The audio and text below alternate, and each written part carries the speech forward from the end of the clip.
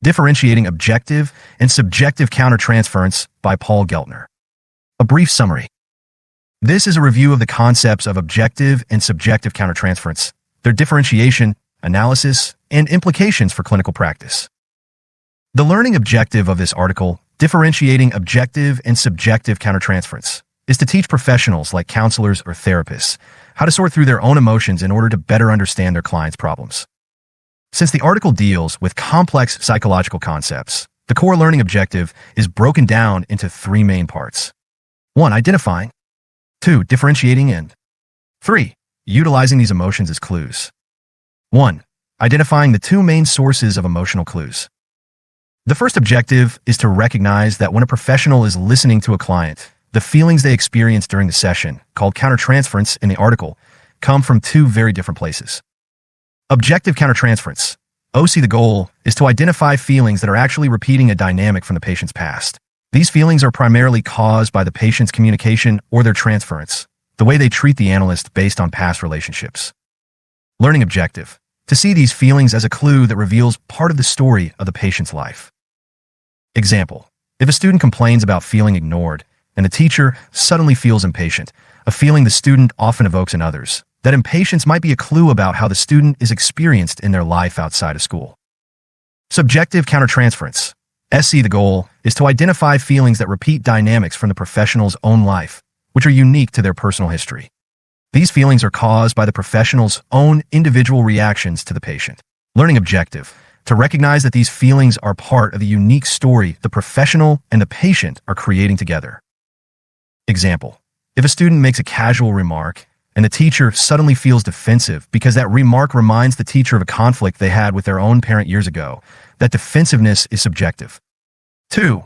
Differentiating and using the feelings as a tool. The second objective is to use this distinction as a tool to generate clinical hypotheses. Instead of just reacting emotionally, the professional learns to figure out which hat the feeling belongs to. The challenge is differentiating these feelings from ordinary feelings. The article teaches that the way to differentiate them is often by studying the content of the sessions and looking for congruence, a match, between the professional's feeling and the patient's life history, language, or patterns. The overall goal of this differentiation is to provide a framework for understanding which dynamics from the patient's past are being repeated in the analysis. 3. Application. Enhancing understanding and skill. The ultimate objective is for the professional to develop the ability to use their feelings to gain insight. By learning to sift through feelings and memories, the professional can better understand the full reality of the patient's experience. The article also aims to help the professional avoid intolerance or misinterpretation of these induced feelings, which could lead to disruptive or destructive behavior in the session. Learning to identify the source of the feeling is key to ensuring that the professional responds thoughtfully rather than simply reacting. Main theme of the article is differentiating objective and subjective countertransference. The core theme of the source is the crucial differentiation between objective countertransference and subjective countertransference within the psychoanalytic process. This differentiation is presented as a fundamental tool for generating clinical hypotheses and understanding the emotional dynamics within the therapeutic relationship. A. Definitions and origins. The source provides clear definitions for the three sets of feelings an analyst experiences. Objective countertransference. Definition. Comprises the feelings that repeat a dynamic from the patient's past. Origin. Primarily caused by the patient or, more precisely, by aspects of the patient's transference. Utility. Most usefully understood within the context of the patient's life. It is considered a part of the story of the patient's life. Subjective countertransference. Definition. Comprises the feelings that repeat dynamics from the analyst's life, but not from the patient's life. Origin. Primarily caused by the analyst's idiosyncratic reactions to the patient. Utility. Most usefully understood in the context of the analyst's life. It is considered a part of the story of the life they create together. Feelings unique to the relationship. Definition. Feelings that are unique to the relationship are those feelings that are different from those experienced in the analyst's other relationships, both personal and professional. Origin. Viewed as being co-constructed by both the analyst and the patient. Key quote on differentiation. In other words, objective countertransference is a part of the story of the patient's life, Subjective countertransference is a part of the story of the analyst's life, and the unique feelings are a part of the story of the life they create together. B. The process of differentiation.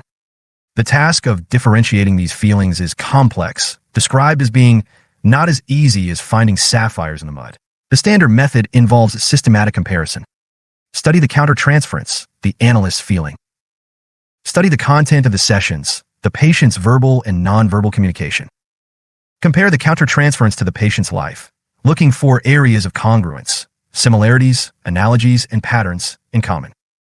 Importance of congruence. Objective countertransference feelings are expected to be congruent, display a quality of agreement or meaning with the content and context of the patient's life story, transference, and repetitions. Congruence is the key to identifying and understanding the relational pattern. 2. Analyzing countertransference, congruence, and incongruence. The source dedicates significant attention to the concept of congruence, or the lack thereof, incongruence, as the primary diagnostic tool. A. Congruence. Congruence occurs when the analyst's countertransference feeling aligns with the patient's narrative, affective tone, or repetitions. Objective congruence. The analyst's feeling is the counterpart, e.g., in projective identification or a direct repetition of an emotion related to the patient's life. For example, if a patient's mother had cancer and the analyst feels very sad, and this feeling is consonant with the patient's communication, this suggests an objective induction. Affective tone and content. Congruence can exist between the countertransference and the patient's words, the patient's affective tone, or the facts described. The quality of congruence is delineated by specific feeling, the particular emotion experienced, e.g., anger, failure. Relational mode, the nature of the interaction, e.g., narcissistic, analytic, projective identification. Intensity, the strength of the feeling. B. Incongruence. Incongruence signifies a lack of correspondence between the countertransference and the patient's material. Incongruence is highly indicative of subjective countertransference. Definition. Countertransference is incongruent with the content to the extent that there are no evident similarities, parallels, or analogies between the countertransference and the content. Examples. The analyst dislikes the patient intensely, but the patient reports being kind, friendly, and cooperative. Or, the analyst feels nothing relevant to what the patient is saying or doing. Origins of incongruence. Incongruent inductions often stem from the analyst's emotional history, subjective elements, or are rooted in earliest phases of pre-verbal development and the patient's most archaic repetitions. The analyst's responsibility. When incongruence is present, the analyst should first assume the feeling is subjective or a result of misinterpretation until proven otherwise. 3. Subjective countertransference, stereotypy, and distortion. Subjective countertransference often interferes with the therapeutic process and must be managed by the analyst. A. Features of subjective countertransference. Subjective countertransference feelings are primarily a product of the analyst's life story and tend to be uniform and repetitive across different patients, i.e., stereotypical, especially across the analyst's entire caseload. Quote on stereotypy. Most of the analyst patients are analytic depressives. She is more likely to experience monochrome hopelessness more frequently than if her practice were liberally sprinkled with borderlines, narcissists, bipolars, and melancholic depressives. But even with similar patients, and keeping in mind that on some days every patient really does say the same things, objective inductions will not be identical across her caseload. B. The impact of subjective elements. The analyst's subjective reactions can lead to subjective distortions and misinterpretations. An analyst's personal bias can lead to an over-affection or an over-identification with a patient, missing crucial elements of the patient's pathology, e.g., the analyst ignores a patient's narcissism because they view them as a unique artist. Intolerance of countertransference. The analyst's inability to tolerate certain feelings induced by the patient, e.g., helplessness, frustration, forces them into actions or omissions that disrupt the process. This is viewed as the most technically complex situation because it reveals a breakdown in the analyst's ability to regulate emotion.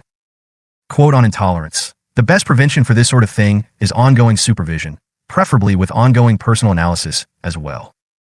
4. Clinical practice and implications. The primary goal of the analytic endeavor related to countertransference is the freedom to function, Spotnitz, 1985, which means the analyst achieves freedom and strength, the capacity to feel the full range of emotions toward the patient. Clarity, the ability to differentiate these feelings, objective versus subjective, to see the transference clearly. Intervention, the ability to intervene with whatever techniques or emotional communications are required, and to not intervene when no intervention is necessary.